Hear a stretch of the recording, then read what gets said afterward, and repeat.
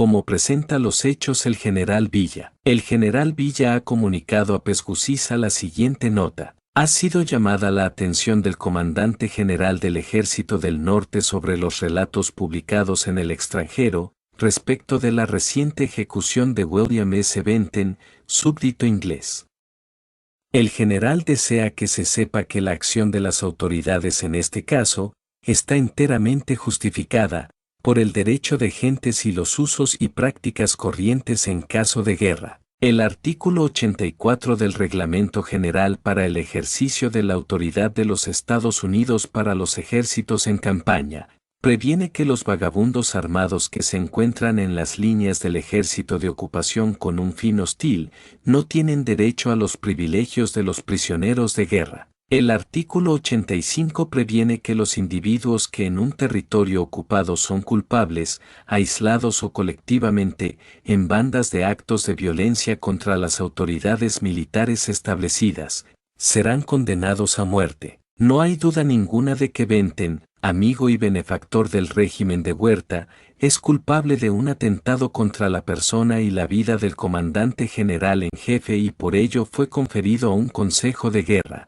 condenando a muerte y ejecutado. Villa hace luego una larga enumeración de precedentes tomados de la historia militar de los Estados Unidos y de Inglaterra y concluye: lo que está justificado bajo la ley marcial americana, lo está igualmente hoy en México, desde que tras la proclamación del presidente de los Estados Unidos, suprimiendo el embargo contra la exportación de armas a México, constituye un reconocimiento del gobierno constitucional, como gobierno de hecho.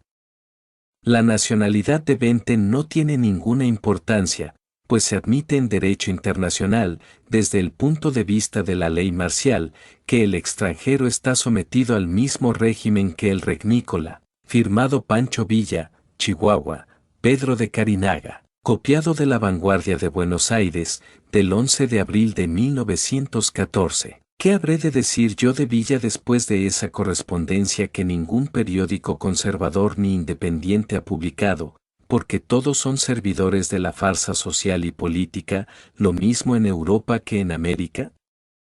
Solo los periódicos de los libres, las hojas de los obreros la publican, porque solo ellos se alimentan de las gotas de sudor regeneradoras del hombre y fertilizadoras de la tierra y solo el trabajador entiende de justicia y pide la igualdad en derechos y obligaciones. Pero ni aun el mismo Carinaga que está cerca de Villa, llega al fondo de este.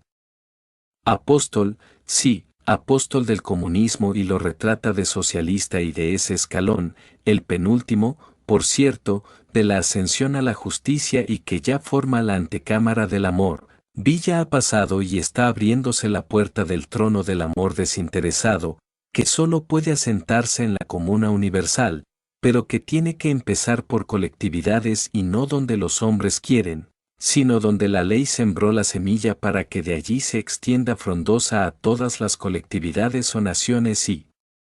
luego todas se unan y formen un solo cuerpo en el universo todo.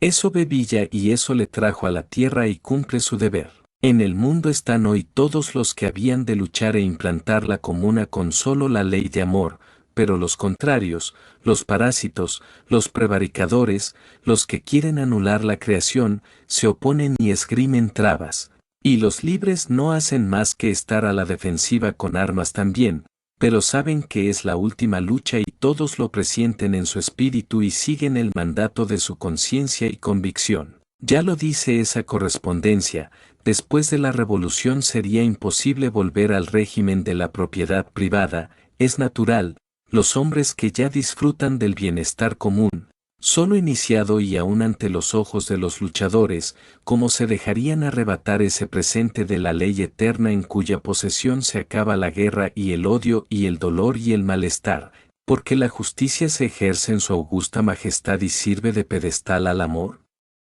Tiene razón el cronista y, ¿qué diría si hubiera entrado en la metafísica de la ley?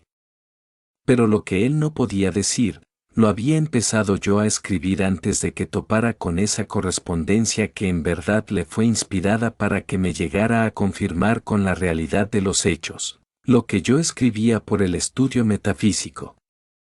Y es que el espíritu es como el sol, que desde un punto baña muchas plantas y vivifica todo el mundo, así el espíritu que hoy dirige esas batallas del comunismo, porque es la hora marcada en la ley, vibra a la vez en todos los que tienen deberes y afinidad con los hechos presentes. Villa, mártir perseguido de los enemigos de la humanidad, lo presentan como un bandido, siendo ellos la causa, y yo lo encuentro apóstol del comunismo, que es libertad, justicia y amor. Pero oigo protestar a los sacristanes e impacientes de que llame apóstol al que ellos presentan como bandido, y echan mano de Jesús para decirme que aquel dijo: si te dan en una mejilla, pon la otra, y esto no es de Jesús, ni pudo, ni le era permitido decirlo, porque la ley no consiente dar motivo al hombre a la falta, y si el que recibe una bofetada pone la otra cara, no solo no perdona, sino que es responsable de la segunda falta.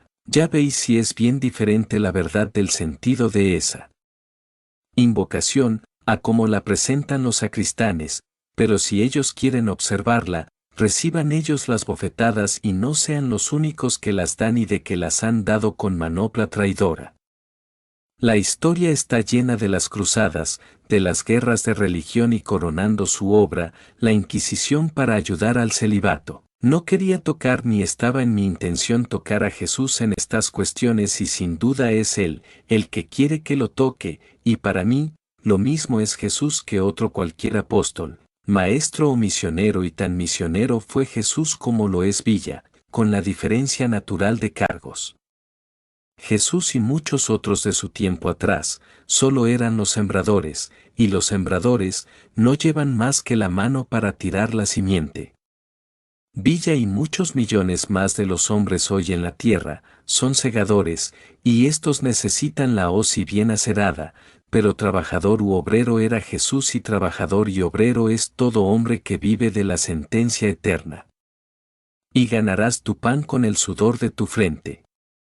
Y tan Hijo de Dios era Jesús como lo es todo hombre que vive en la ley y la cumplimenta, y esta es solo amor, y quedan contestados los idólatras que desfiguran a Jesús hombre y no Dios. Habría que entrar en largos discursos sobre Villa, por los puntos de esa correspondencia, y para que todos llegaran a la comprensión, serían necesarios muchos volúmenes y sentar principios de la verdad absoluta, hasta conocerse el hombre a sí mismo en su realidad. Pero esto ya está hecho, aunque no se le ha dado al hombre, porque era necesario antes que el hombre empezara la implantación de la comuna, para lo que ese estudio y ese código se ha escrito, y Villa, ya lo sabéis, que empezó a implantarla. ¿Qué cosas tiene el Creador? Servirse de los más abatidos para sus mayores obras. Pero así es la ley y no hay quien la resista. Pero si no toco todos los puntos de esa correspondencia, si he de tocar algunos y los más delicados, los que se refieren a las ejecuciones de hombres y lo que llaman confiscaciones, pero no lo he de hacer como un cronista o gacetillero, he de hacerlo bajo un juicio del derecho de gentes y las leyes ordinarias de los pueblos, y ante la inexorable verdad metafísica de los hechos. Villa cargará con la responsabilidad de lo que haya delinquido, aunque esto no le quitará su carácter y cargo de apóstol de la ley para iniciar la comuna.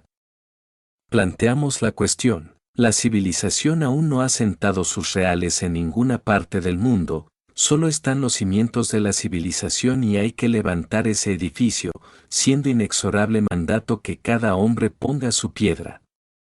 Muchos se resisten a poner su piedra, otros no saben sentarla, estos no cometen falta contra la ley, pero dañan a los que ya la sentaron, por lo que el edificio sube muy despacio, pero sube y seguro. Más hay los que no han labrado la piedra, y otros que ni la han marcado en la cantera porque nunca trabajaron y se empeñan en destruir la obra para no verse acusados y avergonzados, y obligan a estar alerta y dispuestos a la defensiva a los que ya sentaron la suya. Hay una inmensa mayoría de hombres y espíritus de los que sentaron su piedra o la tienen labrada, y por temor, ya de prejuicios, ya de indolencia, ya porque les horroriza la lucha, no la sientan teniendo aptitudes, y los otros, que son muchos, la tienen labrada y le dan 1000 vueltas y no aciertan a sentarla y se les cae por falta de nivel. Pero hay un arquitecto director y muchos capataces que organizan brigadas y aparejan la andamiada, disponen los gatos y los tornos y recurren allí a todos los que tienen la piedra labrada y llaman a sentarla a todo evento.